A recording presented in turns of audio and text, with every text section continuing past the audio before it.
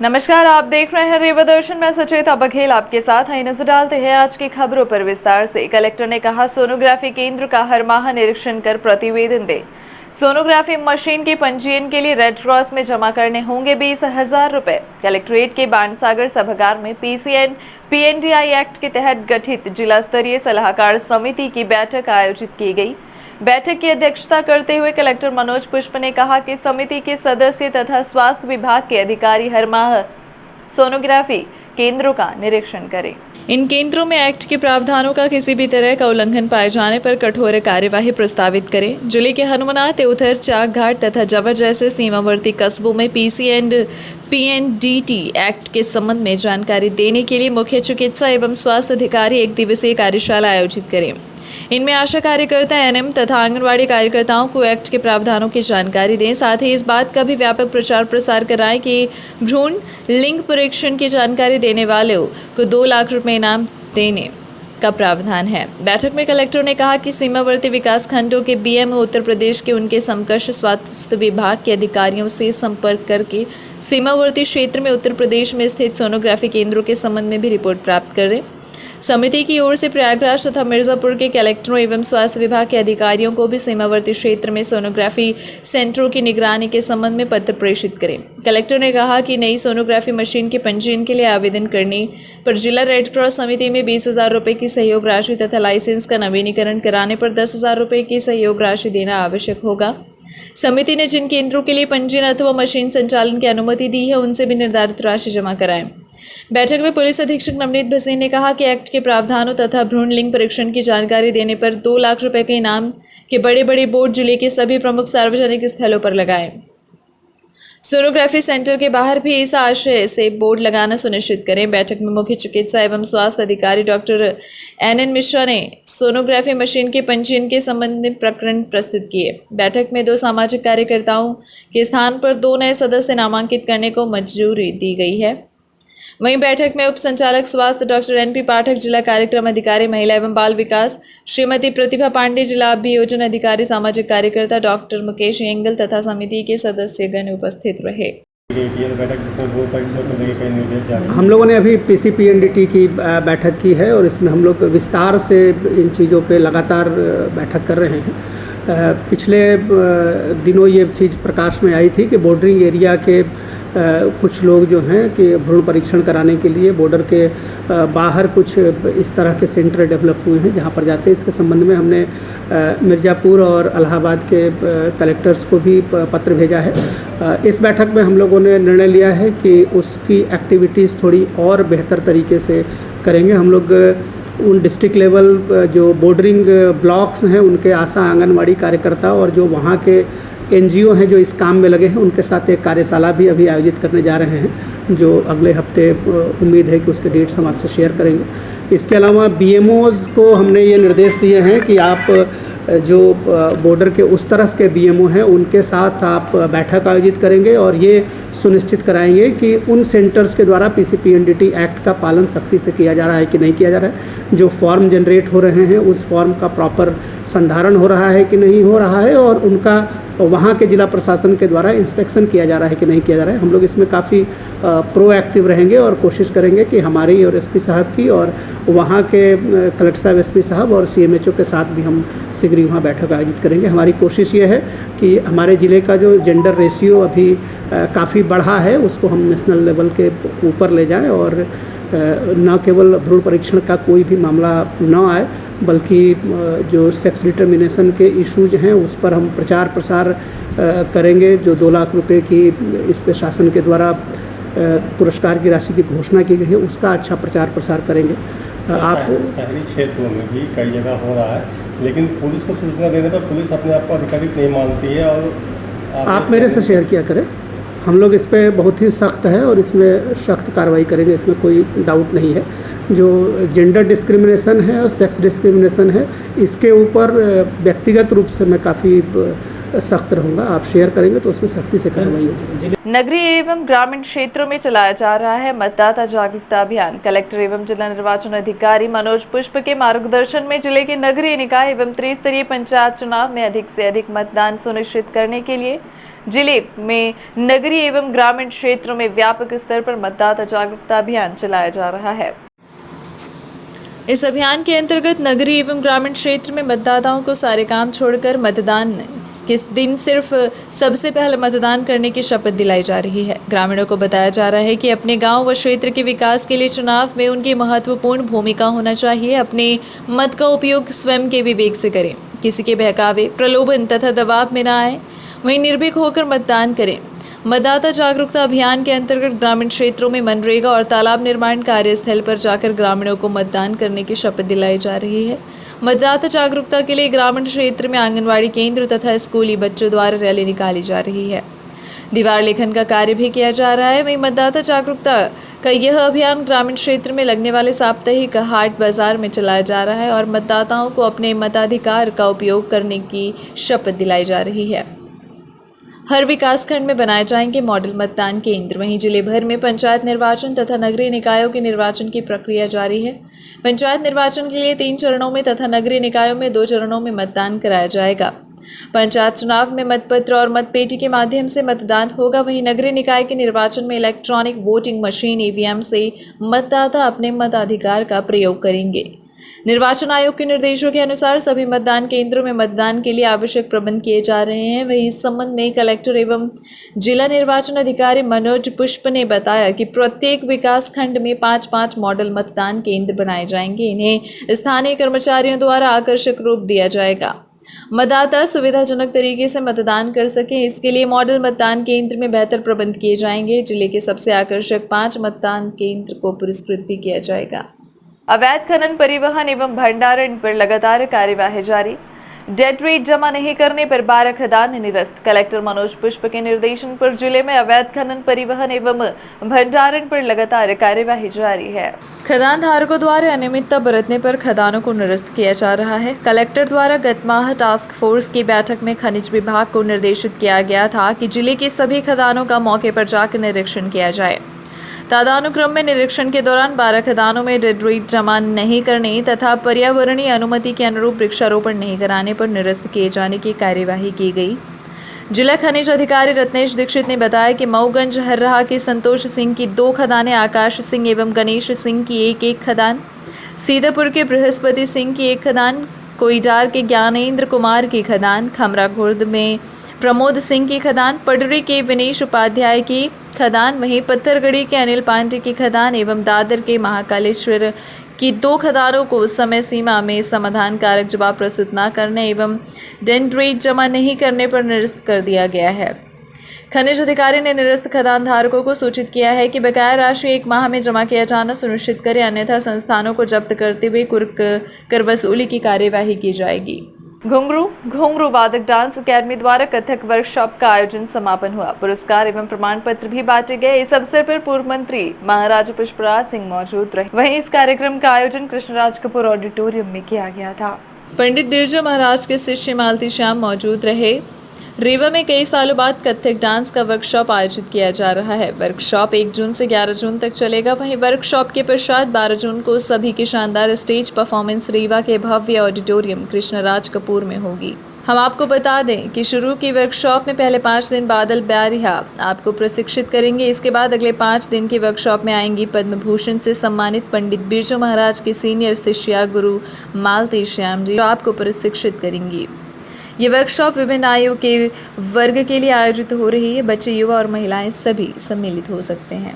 बहुत स्कोप है और कथक हर जगह किया जा रहा है और कथक नृत्य शैली एक मतलब शास्त्रीय नृत्य शैली है, उसको तो हर कोई अपना रहा है आज के समय में। मुझे लगता है जितना भी बाकी सारी चीज़ें चल रही हैं, लेकिन क्लासिकल है और उसकी बात ही अलग है, उसका तरीका ही अलग है। तो मुझे लग रहा फिर से वापस पहले भी था और आगे भी रहेगा। वेस्टर्न ने अपनी इतनी जगह ले ली कि कथक अब पीछे हो गया है। नहीं, मुझे नहीं लगता। इस पर क्या कहना है आपका? मुझे नहीं लगता। मुझे तो जहाँ जहाँ मैं सिखाती हूँ हज़ारों बच्चे मिलते हैं सीखने के लिए, कथक सीखने के लिए ललायित होते हैं। तो मुझे ये लगता है कि सबको ये समझ में आता है कि पहले क्लासिकल अगर समझ में आ जाए तो फिर बाकी का वही वाली बात है कि फिर बाकी आगे की चीज़ें हो जाती हैं और आप एक बेहतरीन चीज़ जब ले लेते हैं तो आपको एक समझ में आता है कि इससे बेहतर और कुछ नहीं। कथक करने वालों को मन की शांति कहाँ से मिलती है?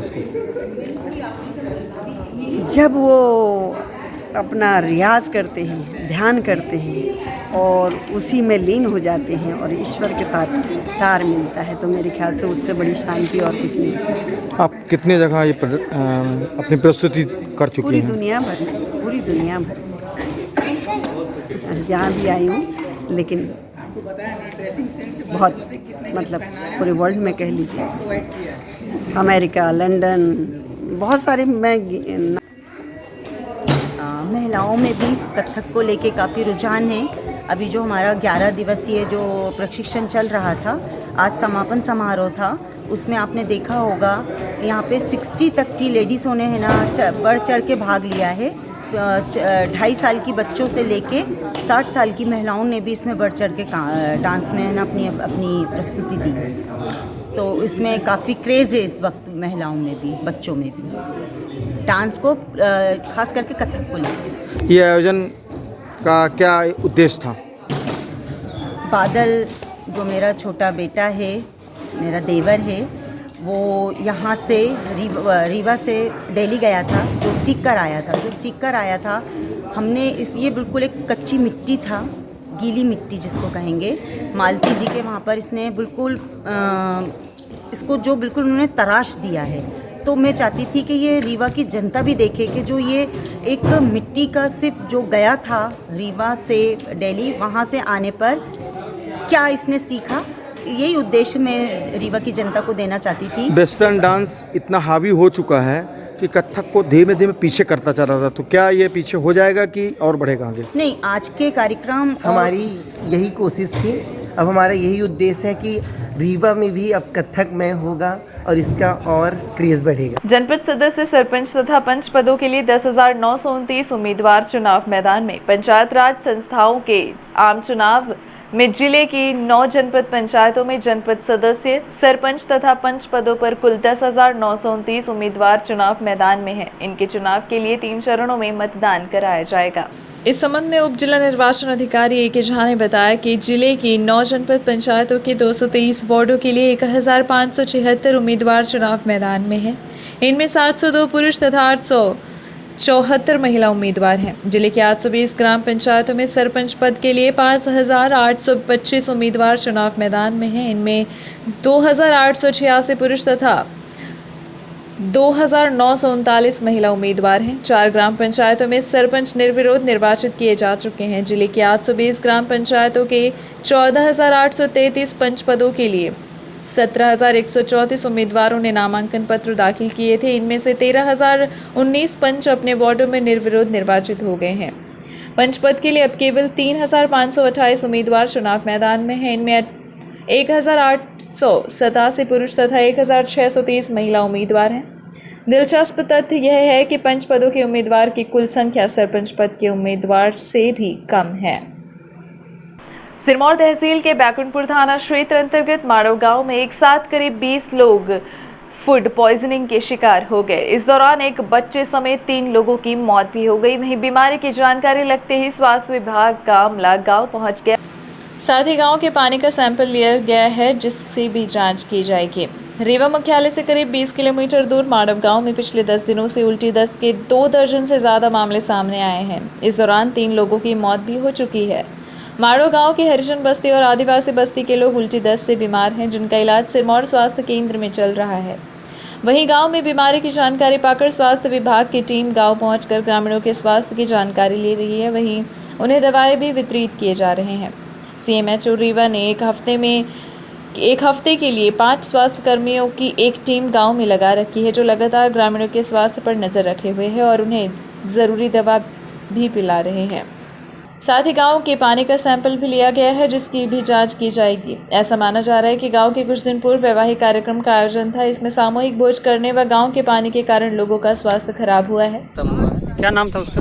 आकाश कुमार। अच्छा, कैसी बीमारी फैली आपके गांव में, क्या स्थिति है? स्थिति अभी है, उल्टी दस्त की स्थिति थी, ले गए आदमी हॉस्पिटल में भर्ती करवाया, नहीं सुधार हुआ। कितने लोग खत्म हुए अभी तक गाँव में? यहाँ से खत्म हुए 17-18 आदमी भर्ती है। कौन कौन लोग खत्म हुए? आकाश कुमार कोल ख़त्म हुए हैं, सुमनी देवी कोल ख़त्म हुई हैं, रामवती देवी कोल ख़त्म। अच्छा, तो बीमार कितने लोग अभी? लगभग 17-18 आदमी हैं। कैसे क्या लक्षण होते थे, किस तरह से बीमार हो जाते लक्षण खाली उल्टी और दस्त। थे? पेयजल के क्या साधन है आपके गांव में? पानी पेयजल के साधन खाली कुआं है। इसमें दवाई डलवाई गई थी? नहीं, उसके पहले दवाई नहीं पड़ी थी। उसके जब ये 3 आदमी एक्सपायर हो गए हैं उसके बाद अभी दवाई पड़ी है। माड़व गांव में एक्चुअली हैजा का मामला कल हमारे संज्ञान में आया है। इसके पहले माड़व गांव में 10 तारीख से उल्टी दस्त की शिकायत शुरू हुई थी। वहाँ कर्मचारी काम कर रहे थे हमारे, जैसे ANM MPW सुपरवाइज़र, उन्होंने काम किया। वहाँ पर करीब कल हम जब गए तो 20 लोग प्रभावित हुए थे 10 तारीख से लेकर कल तक। उसमें से 2 व्यक्तियों की मृत्यु हो चुकी थी। उसमें एक लड़का था 5 साल का, वो 1 महीने से बीमार था, यहाँ बड़ी अस्पताल में आया, फिर छुट्टी हुई, पुनः बीमार पड़ा, पुनः बड़ी अस्पताल में भर्ती हुआ। उसके बाद बड़ी अस्पताल में उसकी 10 तारीख को मौत हो गई। इसके अलावा 11 तारीख की रात एक 75 वर्ष की महिला की घरे में करीब 12-1 बजे रात मौत हो गई। उसको उल्टी दस्त था। तो ये हुआ है। उसके बाद कल टीम गई तो वहाँ पे कुएं का पानी का सैंपल लिया गया है, जो परीक्षण हेतु जांच हेतु यहाँ रीवा आया है। उस पर रिपोर्ट आ गई होगी। वहाँ एक घर में शादी भी थी 2-3 दिन पहले, तो लोगों ने इकट्ठा खाना बना था, सब लोगों ने मिल के खाया है, आदिवासी लोग थे। तो उसकी भी संभावना हो सकती है। एकदम क्लियर नहीं है कि खाना है या पानी है, 2 में से बहरहाल कोई एक चीज़ है, उसके कारण ये समस्याएं हुई। सब मौके पर गए थे और मौके पर हमने अपने स्टाफ की 1 हफ्ते लगातार ड्यूटी लगा दी है। उस ड्यूटी में 5 लोग हैं, हमारी ANM हैं, आशा हैं, सुपरवाइज़र हैं, MPW है, CHO करके एक लड़की होती पोस्ट, वो है। ये 5 लोग लगातार 7 दिन तक निगरानी रखेंगे उस जगह की, जिससे कोई घटना ना होने पाए। आज एक मौत हुई महिला की, पता लगा है करीब 85 साल की महिला, उसकी जो है मृत्यु हो गई। वो बहुत दिनों से बीमार थी, खाना पीना नहीं खा रही थी, उसको उल्टी दस्त की शिकायत नहीं थी, ये पता लगा। जिस तरह से हैजा की बात निकल के सामने आ रही है, क्या हैजा ही है? हैजा नहीं है, हैजा एक्चुअली कालरा होता है, वो चीज़ तो नहीं है। साधारण उल्टी दस्त है जो प्रदूषित खान पान या कि पानी से होता है। चुनाव पाठशाला से मिल रही चुनाव संबंधी जानकारी। जिला निर्वाचन अधिकारी ने चुनाव पाठशाला का किया निरीक्षण। मतदाता जागरूकता अभियान के तहत जिला स्तर तथा विकास खंड स्तर पर चुनाव पाठशाला स्थापित की जा रही है। कलेक्ट्रेट कार्यालय में जिला निर्वाचन कार्यालय एवं जिला महिला एवं बाल विकास विभाग द्वारा मॉडल मतदान केंद्र तथा चुनाव पाठशाला बनाई गई है। कलेक्टर एवं जिला निर्वाचन अधिकारी मनोज पुष्प ने चुनाव पाठशाला का निरीक्षण कर उसमें दी जा रही सेवाओं के संबंध में जानकारी ली। नोडल अधिकारी प्रशिक्षण डॉक्टर अमरजीत सिंह ने EVM के संचालन तथा अन्य निर्वाचन से जुड़ी गतिविधियों की जानकारी दी। इस संबंध में जिला निर्वाचन अधिकारी ने बताया कि मतदाताओं को पंचायत चुनाव तथा नगरीय निकाय चुनाव में मतदान की प्रक्रिया की जानकारी देने के लिए चुनाव पाठशाला जिला एवं विकास खंड स्तर पर स्थापित की गई है। इसके माध्यम से निर्वाचन से जुड़ी सभी प्रमुख प्रक्रियाओं की जानकारी दी जा रही है। वहीं प्रत्येक पाठशाला में चुनाव का प्रशिक्षण देने वाले मास्टर ट्रेनर तैनात किए गए हैं। आम मतदाता, आमजन, जनप्रतिनिधि, अधिकारी, कर्मचारी तथा सभी वर्गों के लोग चुनाव पाठशाला के माध्यम से निर्वाचन के संबंध में तथ्यपरक जानकारी प्राप्त कर सकते हैं। वहीं EVM के संचालन तथा मत पेटी से मतदान की व्यापारिक जानकारी चुनाव पाठशाला से दी जा रही है। पहल शुरू की गई है, पाठशाला का खोली गई, चुनाव की पाठशाला, क्या उद्देश्य है इसका? इसके दोनों उद्देश्य हैं। एक तो स्वीप की एक्टिविटी के अंतर्गत हम लोगों को चुनाव के लिए प्रेरित करने और जोड़ने के लिए इस तरह के सेंटर सभी अर्बन बॉडी में और सभी जनपद मुख्यालयों पर बना रहे हैं, ताकि एक तो लोग उससे जुड़े। दूसरा, इसके माध्यम से हम उन सभी लोगों के डाउट्स क्लियर करना चाहते हैं जिन्हें इसमें डाउट्स होता है। कई बार हम ट्रेनिंग दे देते हैं, लेकिन बाद में कर्मचारी को किसी चीज़ में कोई डाउट रहता है तो वो या तो फ़ोन लगाता है या किसी से जाके पूछता है या आपस में डाउट शेयर करता है। हमारी कोशिश यह है कि ऐसे सभी जगह सेंटर बने रहेंगे तो वो कभी भी 10 to 5 वहाँ पे वॉक इन कर सकता है और आके अपने डाउट क्लियर कर सकता है। जो पॉलिटिकल पार्टी हैं और जो लोग चुनाव लड़ रहे हैं, उनको किसी भी तरह का कोई कन्फ्यूज़न, कोई परेशानी, कोई डाउट क्लियरिंग करना हो तो वो यहाँ वॉक इन करके अपनी बात पूछ सकते हैं। आप सभी जो मीडिया के हमारे साथी हैं उनके मन में भी कई बार नियम कानून प्रक्रियाओं के बारे में ऐसे डाउट्स आ जाते हैं। दूसरा, जो रूरल चुनाव है और अर्बन चुनाव है उनमें कई जगह बारीक अंतर है, क्योंकि वो दलीय आधार पर हो रहा है, ये गैर दलीय आधार पर हो रहा है, तो उसके कारण भी कई बार कन्फ्यूज़न हो जाते हैं। तो उसको भी आप यहाँ पहुँचेंगे। इस तरह के सेंटर्स हम सभी जनपद में भी तैयार कर रहे हैं, सभी नगर पंचायत में भी तैयार कर रहे हैं। तो जो जहाँ है वहीं वॉक इन करके अपने डाउट्स क्लियर कर सकता है। यहाँ पर एक मास्टर ट्रेनर भी उपलब्ध रहेंगे जो 10 से 5 के बीच में आपके डाउट्स क्लियर करेंगे। इसके अलावा हमने ईवीएम के प्रचार के लिए हर अर्बन बॉडी में और नगर निगम क्षेत्र में ईवीएम का हर मोहल्ले में, हर वार्ड में उसका डेमोन्स्ट्रेशन कर रहे हैं, ताकि मतदाताओं को और जो चुनाव से जुड़े हुए राजनीतिक लोग हैं या प्रशासनिक लोग हैं उन सबको ईवीएम के डेमोन्स्ट्रेशन के संबंध में, उसके ऑपरेशन के संबंध में कोई डाउट्स हो तो वो उसको क्लियर करा लें। एक प्रयोग हम और भी कर रहे हैं ताकि मतदान केंद्रों पर बेहतर व्यवस्था हो। इसके लिए एक कंपटीशन किया जा रहा है कि हमारा मतदान केंद्र सबसे खूबसूरत है, और इसमें हम हर जनपद के 5 सबसे बेहतर को पुरस्कृत करेंगे और ज़िले के टॉप 5 मतदान केंद्र से जुड़े हुए जो हमारे कर्मचारी होंगे उनको हम करेंगे। उसके लिए हर पंचायत, हर मतदान केंद्र पर एक कोर टीम बन रही है जिसमें कटिंग एज के लोग होंगे।